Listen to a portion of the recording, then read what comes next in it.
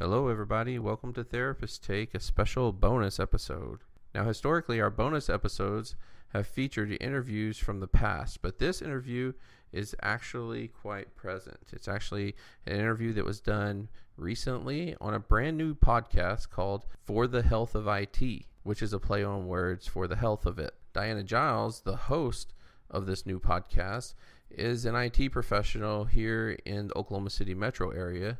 She's the owner of Skyline IT Management and IT Services, and she started this new podcast because she saw a need in the IT industry to discuss the health and well-being of people working in that industry. So I was more than happy to be a guest on her podcast, and I think this actually might be one of a couple different interviews that we're going to do, but it's definitely fitting for the Therapist Take audience as well, because we are talking about stress management.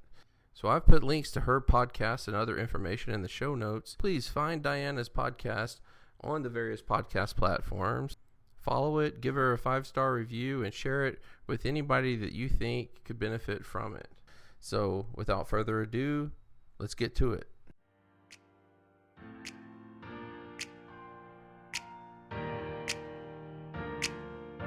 Well, here we are with Josh Nichols from Family Solutions Counseling. Thank you for joining me today. Thanks for having me. I really, really appreciate it. The reason I have had you come on is because in our industry, and the IT industry is not alone. There's a lot of industries out there where a good amount of the jobs are a little stressful, some more than others. We have a lot right now, especially with cybersecurity, where many of us, hold our breath, thinking about what one of our clients might do, and they click on something, and what that might mean for our company and their company, other people in, the enterprise space of IT. There's a lot of stress when it comes to development, deadlines, projects having to get done, disagreements between segments of the company as far as budgeting goes, and just all of the things that we have in our jobs. But I think IT particularly has a lot of high stress jobs, and so that's why I wanted to talk to you, because I just think it's something that not only affects our emotional health, but also a lot of times our physical health. So that's what just kind of wanted to chat with you about today. Yeah. So. It's interesting because it wasn't until you asked me to do this, and I noticed, like, when I was looking at the description of your podcast and everything, and of course I've always known that you've had an interest in health and well-being in general, from some other things that you've done and projects that we've worked on, at least on, like, when it comes to content creation, and but I didn't realize that stress and some of the things that you have to be worried about and concerned about for IT. I know all businesses have their stressors and things like that, but it just kind of dawned on me that you guys probably do have to worry about a lot of stuff. Yeah. And I try not to worry, but you have to, and there's a lot of things we can do that lessen our worries. Sometimes the stress comes from, like you said, the what ifs out there, and then other times the stress is, you're just in a problem. Something is down, and someone's system is not working, and that can be on a really small level, or in a big company it can be a really massive outage. So that's some high stress times. Yeah. So sure.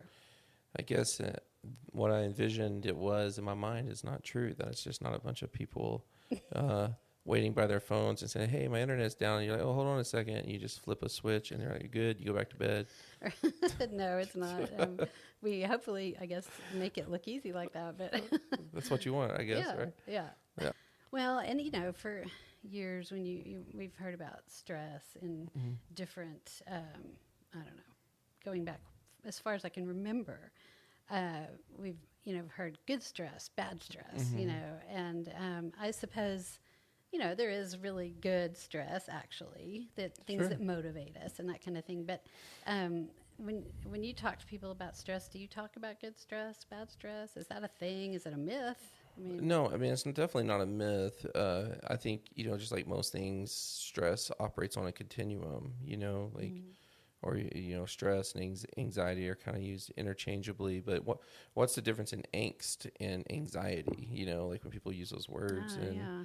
you know what I mean. And I think we just tend to have words that represent different spots on the continuum, and I remember once listening to, I don't know if you know who Cal Ripken Jr. is, but Mm-hmm. I'm a big baseball guy, right? Mm-hmm. And he's known as the Iron Man in baseball, and because he played 2,000 plus consecutive starts in Major League Baseball over a career that lasted 20 plus years, and so that that's kind of unheard of, and it's a record that likely will never be broken, and so they just over time, he became known as the Iron Man. And so here's this guy that played 20 plus years in baseball, uh, 2,000 plus starts, and he said every time he steps onto the field, he has butterflies in his stomach, Mm-hmm. and that's a good thing. Right, That's right. that's now if he's there's also something that ball players get called the yips, where Oh, they really? where they can't manage their usually it's a performance thing, but it's like performance anxiety. It's like where they're just basically dealing with anxiety to a level where they can't function because they're afraid they're going to make a mistake or do something wrong. And of course, it's like self-fulfilled prophecy. And a lot of people consider the yips like like the death sentence of your sports career. And so when it reaches those extremes, now it's not functioning anymore Yeah, like yeah. you want it to. Their stress is good for us. Anxiety is good for us to a degree. It helps us pay attention. It helps us be on our toes. If we ever are in a tough or dangerous situation, it's likely going to be heavily involved in what keeps us alive. And That's survival. true. Yeah. So, like when it comes to PTSD, for example, post-traumatic stress disorder, one thing which is which has to do with basically anxiety. The triggering of your anxiety of that fight or flight system. But what I often tell people is that PTSD doesn't exist in war. Like all the symptoms of PTSD will help you survive a war, because it's functional there, Right. not functional here in civilized society, when things calm down. Right. Right. So it's amazing because, for a lot of people who are dealing with anxiety and stress and like they sometimes feel like their brains are messed up or they're broken, or I'm like, I tell them like your brain probably is actually functioning very well. It just doesn't know it doesn't have to do that right now. So it's like overcompensating, Yeah. kind of. Yeah, it's like that part of the brain doesn't, what I always say is it doesn't, it's not the part of the brain that has eyes. It just feels its way through, and it's hard. You might, the part of you that sees is the part of you that gets troubled by that. Mm-hmm. And it's not so easy to convince that part of the brain to take a step back because if you think of it from like a evolutionary perspective, like, your life is on the line to that part of the brain. Like, what if I take a step back and you get killed? Mm-hmm. And so it takes some heavy convincing. It's supposed to be that way. You don't want it to be the other way, but it's irritating and troubling, and some can be very disruptive to people's lives when they are having a hard time managing it. Right. Yeah. Right. So is that probably the highest level of I guess, negative effects of stress, post-traumatic stress disorder? I mean, I don't know if you have like a continuum. Yeah, I didn't even think about it that way in a sense of like, I wonder what, disorder is the highest level of, I would definitely put that up there because I just anything really that makes, not functioning, or it makes regular everyday functioning difficult. Mm-hmm. So somebody with listening to this, it might really suffer from generalized anxiety disorder, which is it might, if they have it and they've been working on it with a therapist or something, they'll know what it is. they can tell you what that is. And even though it says, to me, I'm like, when it says generalized, it makes it sound like it's, oh, well, it's just general, like not a big deal. But it is a big deal. And, they're going to tell you that it's very difficult to deal with, just like someone dealing with PTSD would tell you it's very difficult to manage. So I think in a sense, it's when people find that this part of their brain that is really designed to protect them and keep them alive and help them pay attention and things like that is working at that capacity, it just becomes very difficult and disruptive to their life. And so, well, and on a much less severe level, I know that in times where I've been working on a situation, a higher stress situation, where something was down and it needs to get back up really quickly, and you're trying to figure out what's causing it, where's the problem. It's much different in working on a situation like that than, something else, a lot less significant with one person's computer or something like that. But in those situations, my brain does not function the same way. Like, I am sitting there trying to think, and I'm not thinking as clearly, at least for a few minutes, because my mind is just kind of racing, like, what is it, what are we, and so that to me adds to the stress. It makes it worse. But I don't know if there's, I don't know. Do you have any tips for if you get question in for you: situations like is it debilitating for you, or does it throw you into another gear? I think it's just like that. I just have trouble thinking clearly for that. Like, let's say in this circumstance, normally I would know it could be these three things that could be causing this problem. But because I'm kind of, really anxious about the situation that somebody's, in, I can't think of those three things. And I just, and I do eventually, of course, a few minutes later or whatever. But it's just like my heart is pounding and I'm, just like really anxious at that moment. Yeah.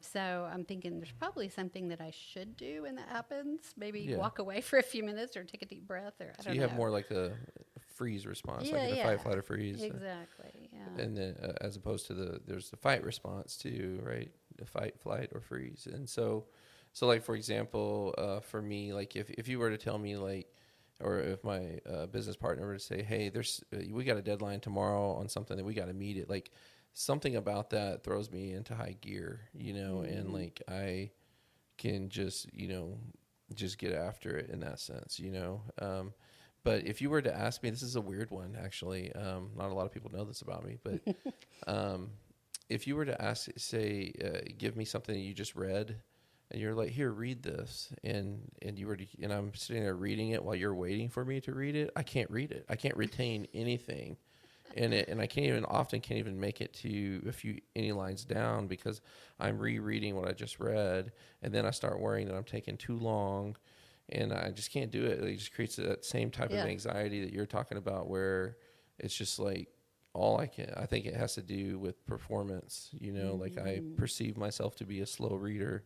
And so I don't want you to think I'm a slow reader, and therefore because I'm waiting on you to read it. Yeah. So like if I have to read something, like sometimes clients will give me something to read. So you read this, and I'll just ask, be careful, read it out loud. So if I read it out loud, good. But if you want me to sit there and just read it in front of you, it'll never get read. And so, that's interesting. So it's weird how it works differently. Like why for you, something triggers the flight response might trigger the fight response in me, and it's different for everybody. And it's just how we're wired, mostly. And that's funny. I've heard of the flight or fight response. Usually, I think it was when I was our dog's dog trainer mentioned it, but I've not heard of the freeze. The freeze, and I think, There's actually another one called fawning. Oh, really? There's actually a few different Fs. I don't know why they stuck with the Fs, but fight, flight, or freeze, and there's fawning. But in some of other literature and circles of professionals, there's, especially like in the world of addiction, there's a fornicate, feast, fight, flight, freeze, fornicate, feast. Just kind of a reflection of like that with maladaptive coping,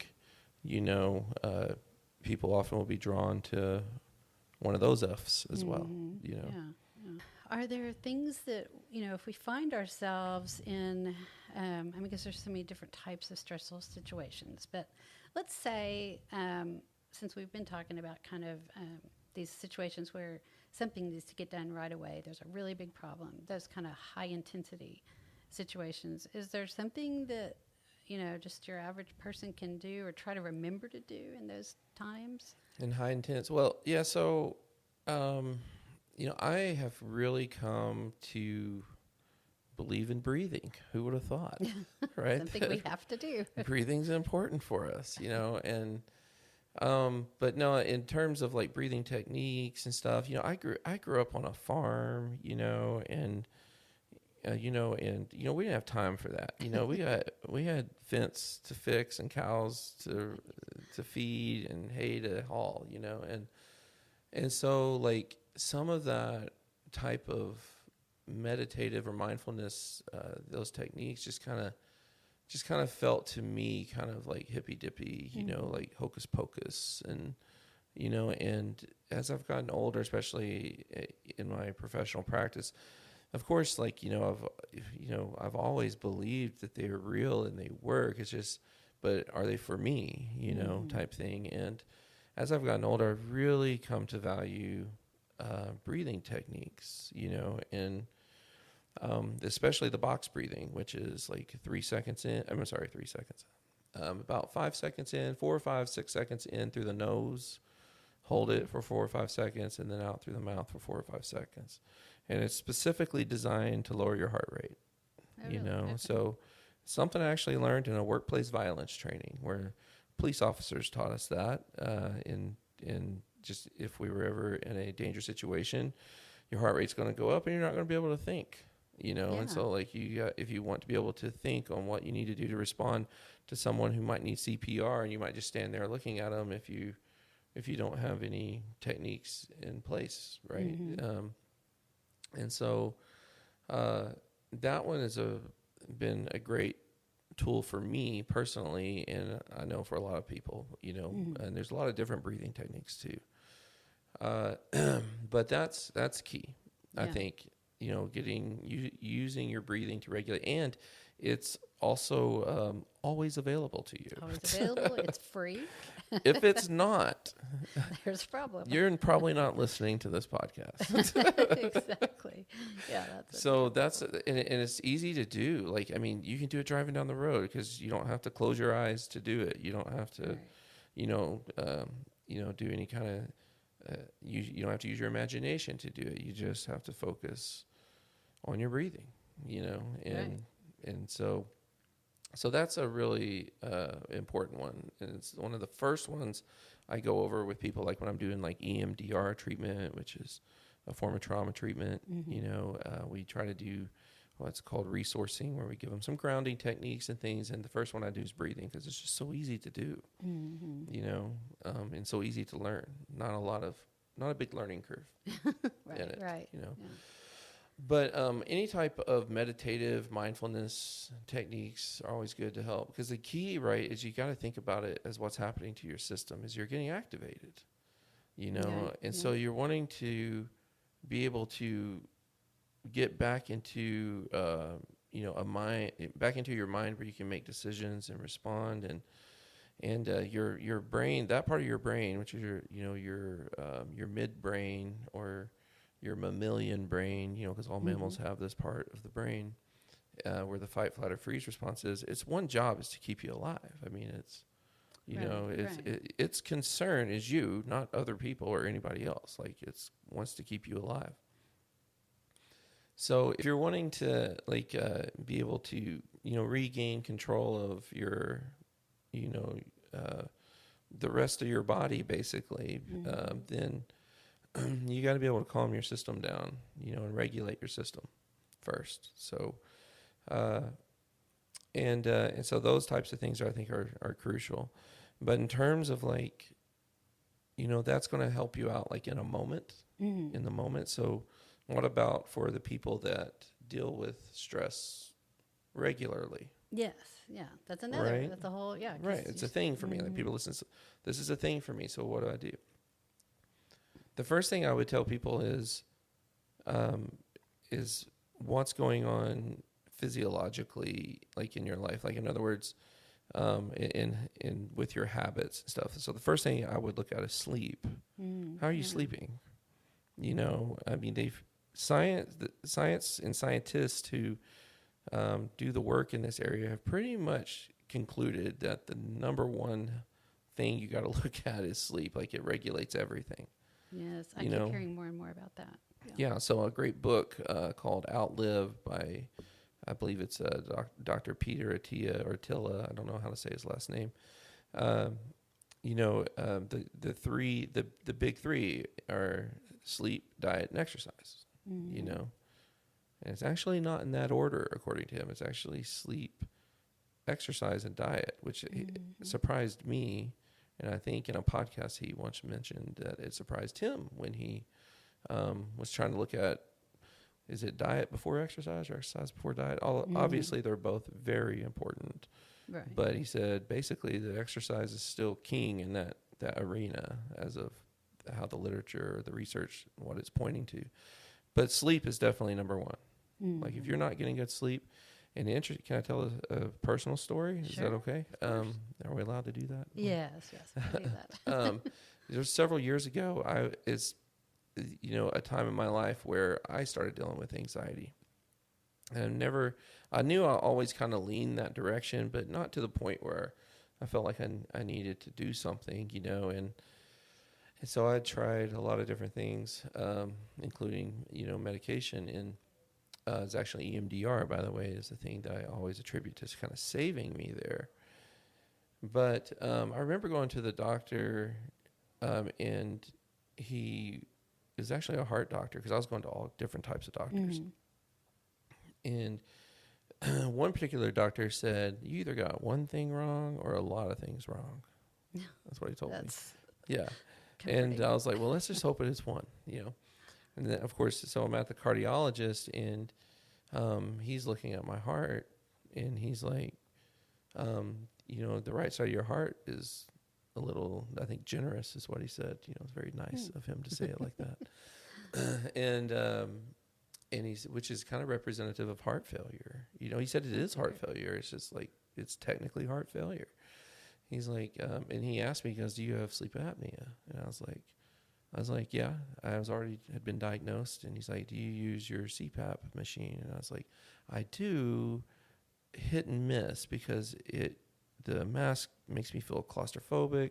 There are times I've woken up in the middle of the night and I've tried to break it, I tried to, like, whatever this thing is on my face, I once stretched the hose out once, trying to break the hose. And he said, well, you're probably going to need to get that figured out, because that usually is reflective of sleep apnea. So I went to my pulmonologist, and he found me a mask that is much better for me. And I, to this day, can't even take a nap without using it. And really? And it was like, I was convinced I had Parkinson's or something else. I had shakes really bad, and after like 2 days I'm not lying, like it was just a short period of time, like all these symptoms went away that I'd spent months going to the doctors trying to figure out what was going on. It's because I was sleep deprived, majorly sleep deprived, so much that my heart was getting bigger. And by the way, I had a heart scan not too long ago, and it's normal. Oh wow. Yeah. So it makes a huge difference. Yeah, it's I have a Garmin watch, or like kind of like a Fitbit type watch, or an iWatch.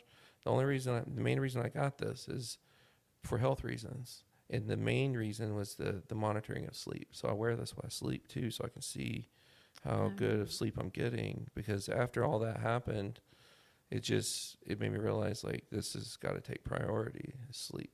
It also helps with activity and stuff too. Yeah.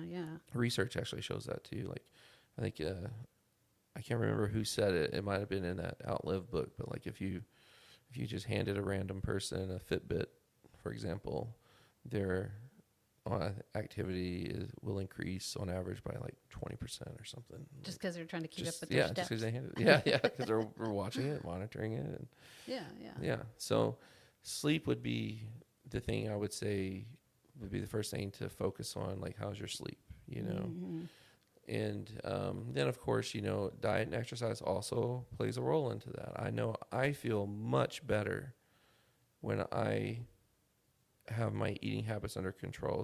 Sometimes it's not even so much what I eat as much as how much I eat or when I eat it. You know, like if I eat right before bed. Yep. I love cereal. What do you do? You like cereal? I love cereal. I pretty much am no sugars, no grains now, so I don't really eat cereal. No, that's not what I asked. That's not what I asked. I do love you. Yes. There you go. I do. If I eat cereal right before bed, I will be miserable the whole next day.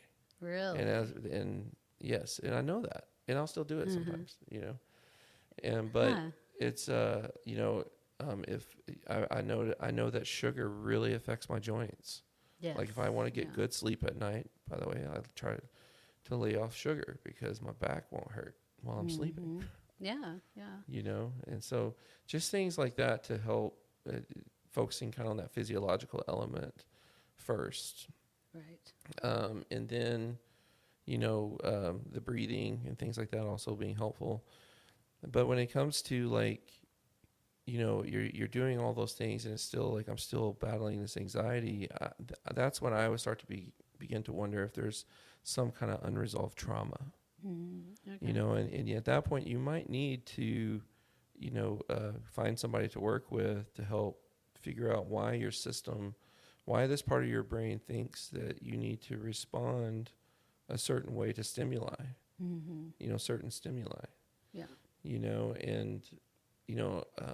I can remember at a time in my life where I was had experienced something really difficult, and I was really snippy with my kids, and I can remember like snapping at them, calming down, and feeling a lot of regret and guilt for it. Sometimes even apologizing to them, and then like 10 minutes later, I did it again.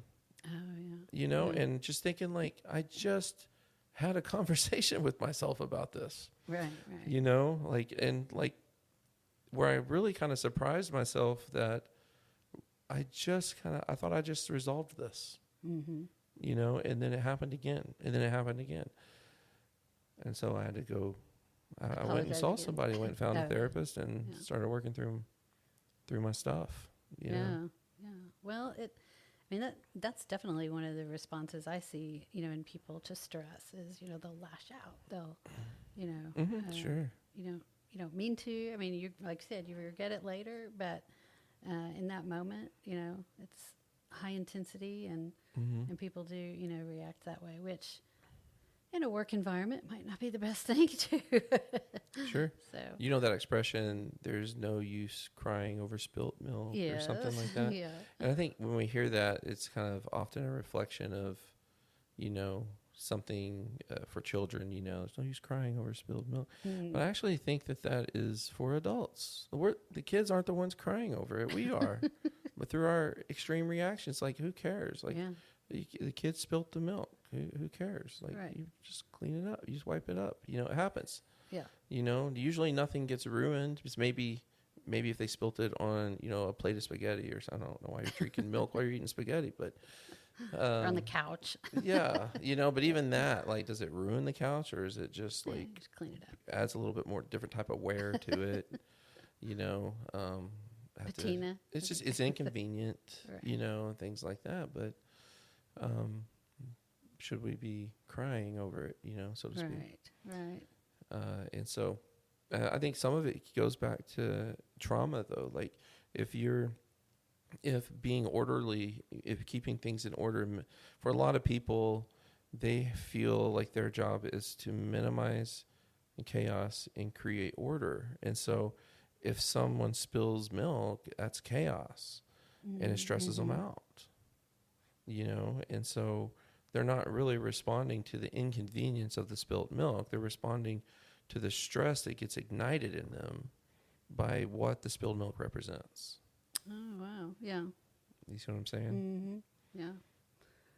Well, speaking of crying and stress, I remember in one of my very first IT jobs, if we had a situation, couldn't get something resolved, I was young, but there were a couple of times where I was brought to tears, over something. And my boss said something, one time. He said, when it comes to breakfast, he says, you're like the pig and not the chicken. And I was like, huh? Call me a pig.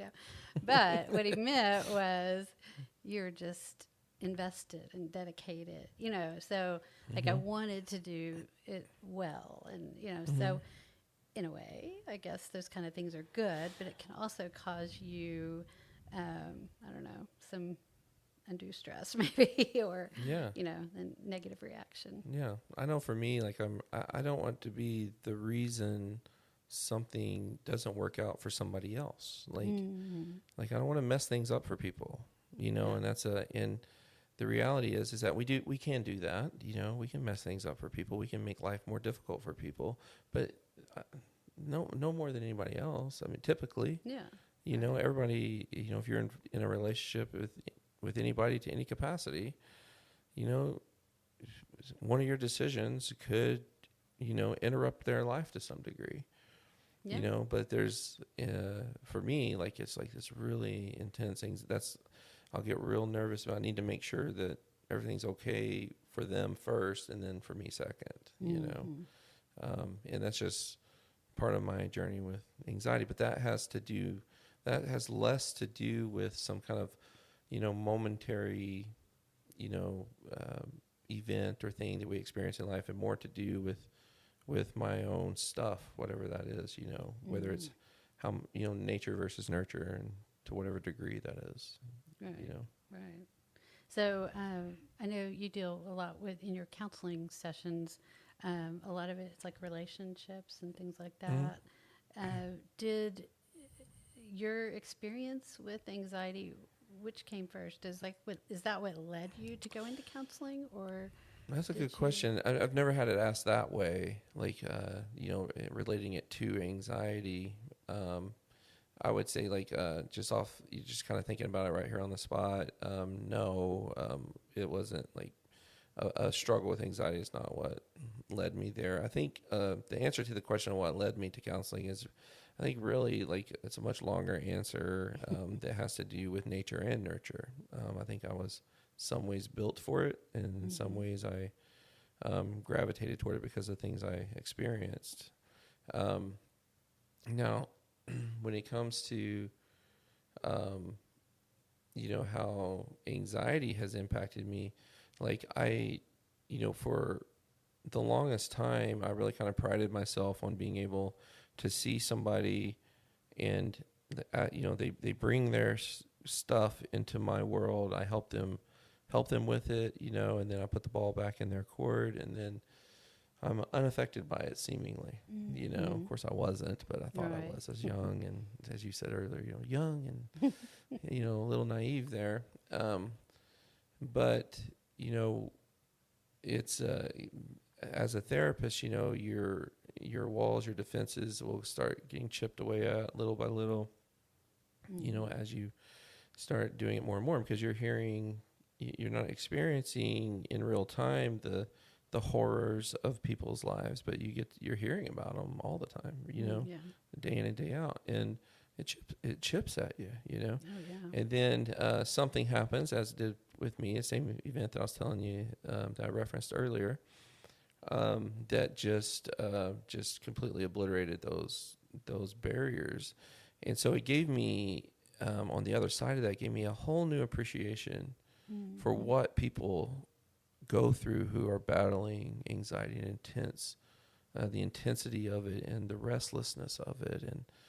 And I often will tell them, that part of your brain is more concerned about your safety than it is your comfort, and because for some reason, whatever has happened has triggered it to this degree, that part of the brain just feels its way through, and its one job is like, I just don't want you to die, and I would rather you be uncomfortable than dead, and you might be thinking, well, that's ridiculous. We're talking about, someone slammed the cabinet doors, and I'm like, I know, but that for some reason, that part of the brain doesn't register with that part of the brain like that. Yeah.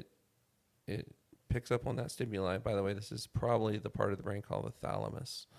I always joke around that this is the part of the brain that says, hold my beer, Yeah, it's taken over. because it's like, the thalamus, its job is to scan the environment for the threatening stimuli. And it doesn't even have to be, the same. It just has to be reminiscent of the original threat. And that's what it's looking for.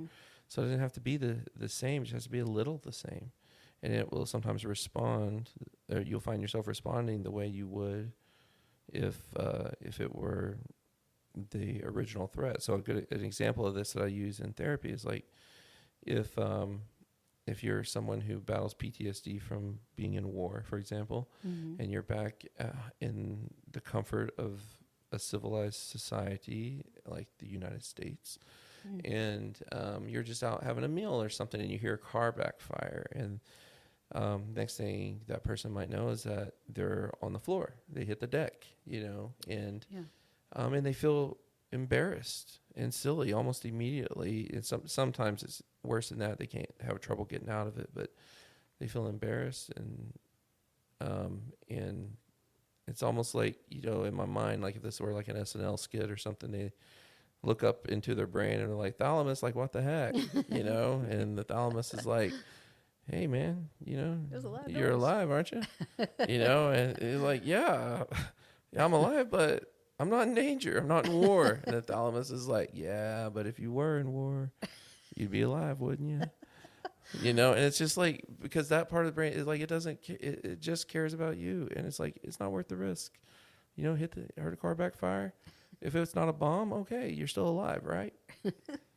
Yeah, but it's not functional. Yeah. But it doesn't know that and so part of like EMDR treatment is to move that trauma up to the neocortex, so that you still will be alarmed by a car backfiring if you've gone through that, but I still have enough agency to decide what happens next. But as long as that trauma is being stored in the midbrain, which is literal, this is not figurative speech, this is literal, it really happens in the brain. As long as it's being stored in that midbrain, we find ourselves reactive to that type of stimuli. So, oh wow, no, it's really fascinating. And that's a really, just for like a layperson like me, that doesn't know anything about counseling, just to have that explanation of what, and I know it had some humorous parts to it too. It's funny to think of the thalamus like that, but that's a great way to understand it. Yeah, and probably some neuroscientist out there is cringing at my explanation. So no, but I mean, we need that helps. I think, well, for people that's why I try to tell people, like, I want them to understand that you have a very well functioning brain.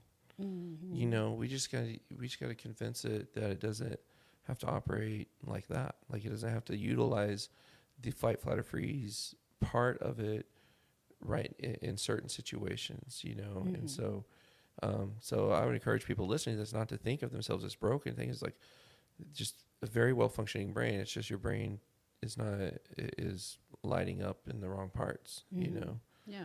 And so that's just. While you were telling that story, I was thinking about, what are some of the very most, because, I can't compare the kind of, post-traumatic stress, like people who've been in war. I mean, wartime, that's such a serious thing. But I was thinking about, what are some of the most stressful things that people in IT go through? And it's probably, at least for a lot of the people I know, if one of their clients, or if you are in a business that has been compromised by something like ransomware, where, just everything has just been taken over completely. And those situations are really, really stressful. Gosh. But I was thinking about some of the conferences I've gone to. We've done these tabletop exercises where we actually run through a practice. and there's even like cards, kind of the, a game like that people have put together for this purpose that says, okay, this is what's happened. What are you going to do? And so we walk through, and not only does it kind of help you, I guess, prepare for a day when that might happen, but it also helps you think about the things that, oh, we need to have that back at our office so that if that happens, we'll have a paper copy of this or that, or, that kind of thing. So it just occurred to me that, practicing scenarios like that probably could be beneficial. I mean, I was thinking about it in the perspective of being beneficial in my business or being beneficial to a client or a company, but I think it would also be beneficial to people and how to prepare maybe, to respond in those kind of situations. No, absolutely. I think in some of the literature that I've read, like the work of Patrick Carnes, for example, I think he calls it like fire drill planning, like, running the drills, kind of thing, and I think that's excellent. I chuckled too. I don't want people to think that I was laughing at what you were saying. It's just, it was funny for me to hear the IT person say, and maybe to have a paper copy. I'm like, okay. Yes, we do need paper copies. Yes.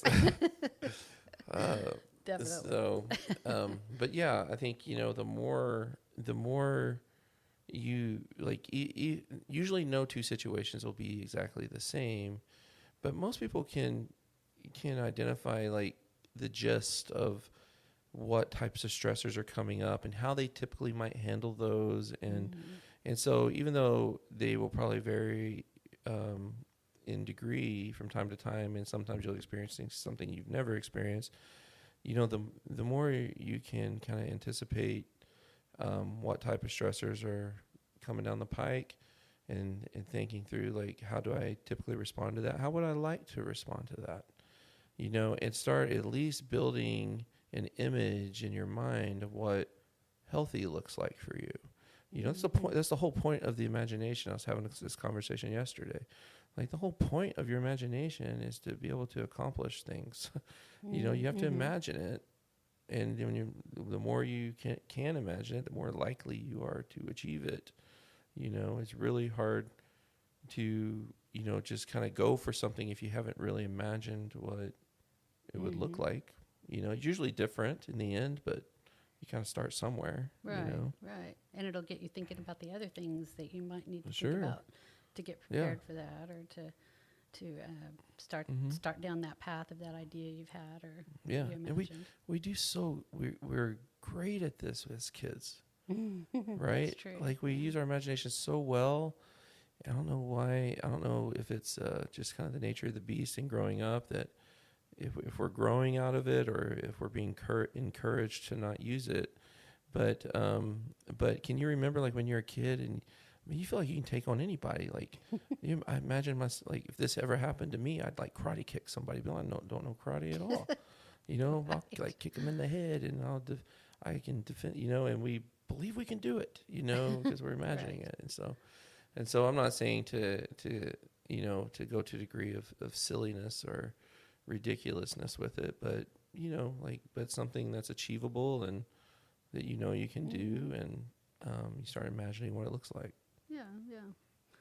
Well, I don't want to take too much of your time, and I'm trying to keep these to about 30 minutes, but I could talk to you for hours about all this. Yeah. Is there any, I don't even know if this exists, and you may not know right off the top of your head anyway, but, in our world, we love acronyms and we love checklists and things like that. Is there anything like that you can think of that exists for, like, okay, I'm stressed, I need to do this? There probably Obviously, is one. B for breathe, right? We've got that. There probably is one, and as soon as I say no, there isn't. As soon as we finish this, I'm going to be thinking of the most common one that I've talked that has been discussed for ages, that I just probably for reasons of anxiety can't think about right now. But no, I can't think of anything off the top of my head on that. But I do want to say something regarding something that I really do believe this, and I try to communicate this to my clients a lot, is that what I say is, like, if you want to reach, or let me say it this way, that self-care is kind of a buzzword right now, and so sometimes I feel like it's being used so much that the meaning of it's being taken away. But most people can understand that the concept of self-care, but what I say is that, when you're truly doing self-care, or when it comes to your self-worth, or your ability to love yourself, it really comes down to someone's ability to make regular use of one word: no. Oh, yeah. Yeah. And so I was because I spent some time really thinking about this. I was like, what is this self-care? What is it? I was like, it's just saying no. Right. It's really what it is. I mean, of course, there's other things, but if I'm saying no to you, I'm saying yes to me.